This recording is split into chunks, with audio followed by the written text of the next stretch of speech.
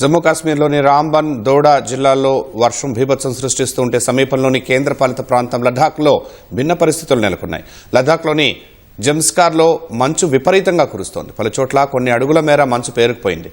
వాహనాలపై మంచు పడి కూరుకుపోయాయి. జంస్కార్లో ఎక్కడ చూసినా శ్వేతవర్ణాన్ని తలపిస్తోంది.